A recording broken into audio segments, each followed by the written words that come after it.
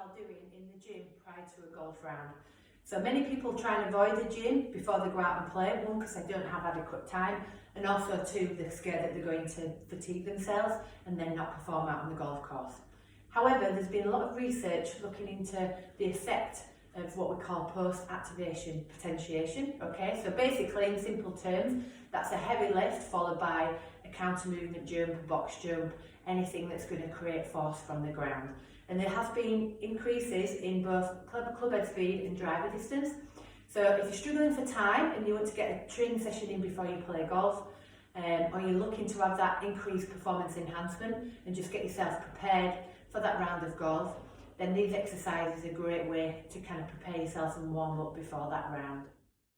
So many of you will have access to a gym, so I'm going to take you through 2 exercises that you can do with gym equipment. What I would say before you start engaging these exercises is just make sure that you're watching the loads. If you're quite new to strength training, this is something you've not done before, just be careful with the weight that you're going to lift to begin with. It's really good to make sure that you do a couple of warm-up sets just to kind of get the body used to the movement. And then ideally with this exercise, you're going to increase the weight a little bit. So you're only going to do 3 repetitions, okay? Always make sure that you do the repetitions with good form. There's no arching or rounding of the back, okay? So you're able to stabilise and control the movement throughout.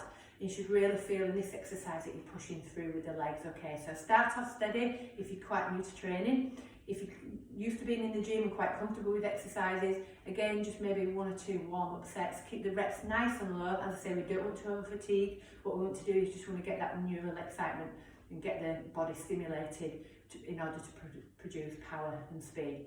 So in these 2 exercises, what I'm going to do is use a trap bar. Okay, so you'll find these in most gyms.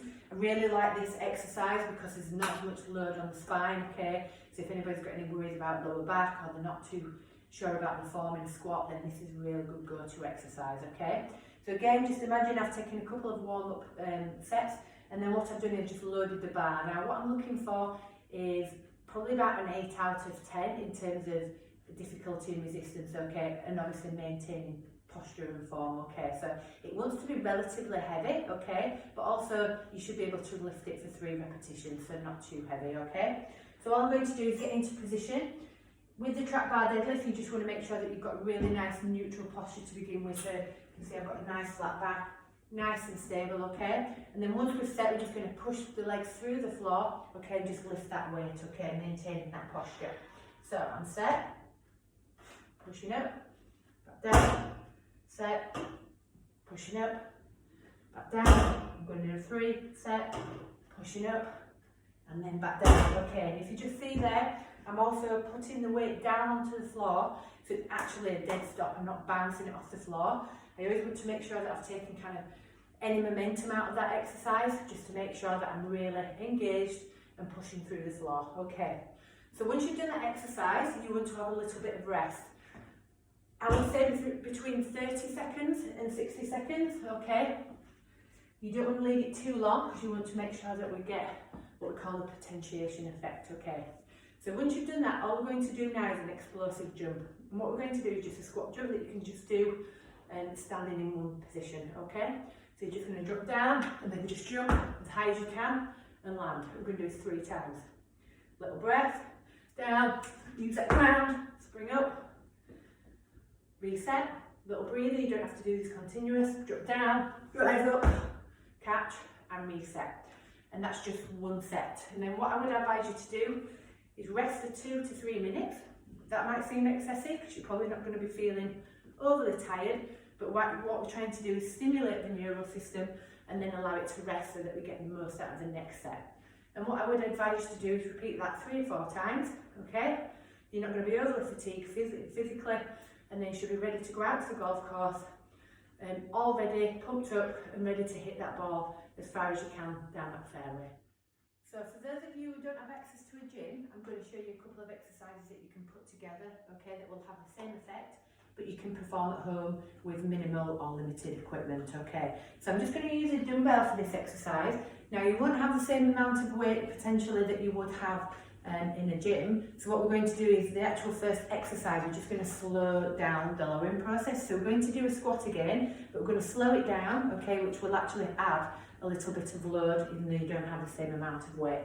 So you can use a dumbbell, you can use a kettlebell, you can grab something at home that's just got some weight, kind of use your imagination, okay? And what we're going to do is we're just going to hold the weight out in front, okay? I don't want you to rest it on your body, I want you to hold it out in front, so you're working to keep that out there in front, okay? And what we're going to do is we're just going to squat down, but we're going to take 5 seconds over this squat. So we're just going to go 5, 4, 3, 2, 1, and push back up.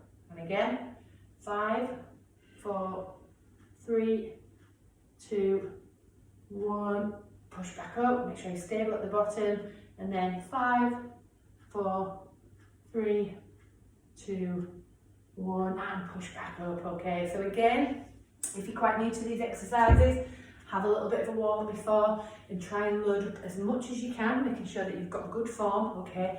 And you can complete these 3 repetitions. And then once you've done that, again, we're going to go for a 30 to 60 second rest.